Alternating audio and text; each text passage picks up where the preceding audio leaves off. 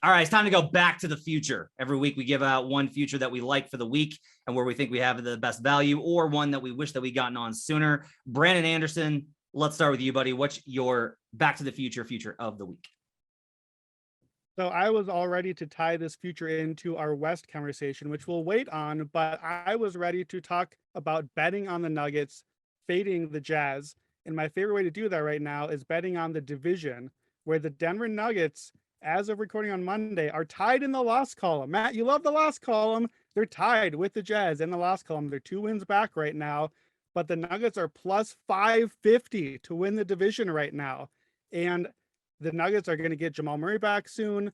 We don't really know about Michael Porter Jr. He's not necessarily out for the year, despite the exception that they got.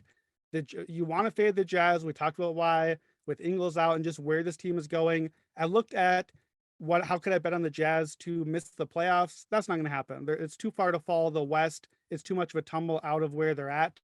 But all the Nuggets have to do is pass the Jazz. There's no one else in that division. Plus 550 when they're essentially tied right now, I think is nuts. And I want a piece of Denver and I want to fade Utah. So it's a great way to do both of those in one swing. I like it. I like it a lot. I think the problem is just they fall into the spot without Mitchell and Gobert. And the idea is that Mitchell and Gobert will come back and then they'll go back. Like here's what's ridiculous. Look at their record. Their expected win mark based off of point differential per cleaning the glass is 58 wins. Like they are so far above where they should be, or below rather, like their record, because we've talked about this. We've got to bet them or bet against them anytime that they're a double-digit favorite because they keep having these random ass losses. But if you assume that those go away, they should stabilize. But look, I don't hate it because the Nuggets schedule from here on out is a cakewalk. It's almost all home games. They have 3 back-to-backs total after the All-Star break over the last month, like 2 months of the season.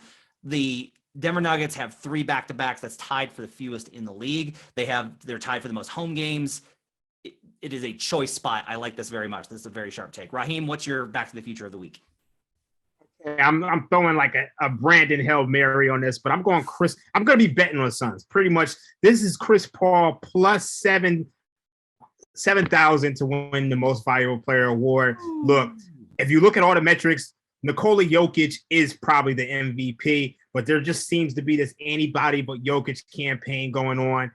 And I think the voters are going to try to find a way to reward the Suns in some way possible, some way, shape, or form. So if it's not Chris Paul to win MVP, I'm going to go Mikal Bridges to win Defensive Player of the Year with Draymond Green out. Look, when you look at the Suns team, to me, we spoke about it before, but they're 19-3 in the clutch, 44 net rating, offensive rating of 135, defensive rating of 90. I know Devin Booker is the team leading scorer, but I think Chris Paul could kind of get that lifetime achievement award MVP. The precedent for this is Steve Nash.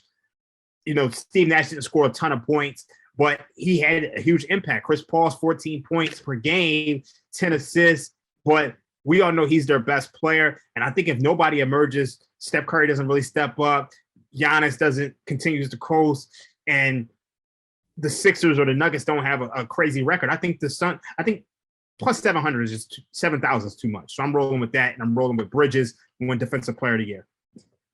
Okay, I'm going to go to another division bet. I'll join Brandon on that end, and I will go to the Central Division.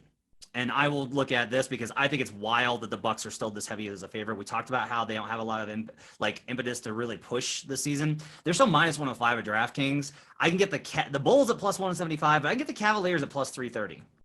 Look, the Cavs have been sliding, and I get that. And the offense is bad, and I get that.